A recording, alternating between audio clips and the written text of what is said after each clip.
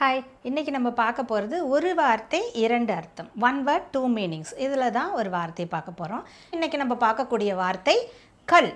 கல் அப்படின்ற வார்த்தையை எஸ்டர்டே டுமாரோ, நேற்று நாளை, ரெண்டுத்துக்குமே இந்த ஒரு வார்த்தையை தான் பயன்படுத்திட்டு இருக்கோம் ஹிந்தியில். பாருங்கள், கல் மே பாஜார் ஜாவுங்கா.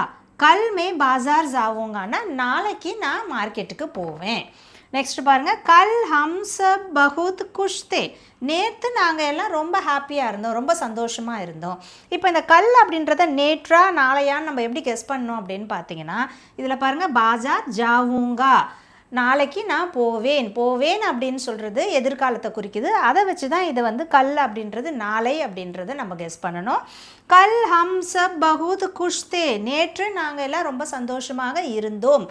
குஷ் தே, தே, தா, தே, தி, இந்த வார்த்தைகள் பாஸ்ட் டென்ஸை குறிக்கிறது, கடந்த காலத்தை குறிக்கிற வார்த்தை. அப்போ குஷ் தேனா சந்தோஷமாக இருந்தோம் அப்படின்னு சொல்லும் போது இது நேற்று அப்படின்றத குறிக்கும்.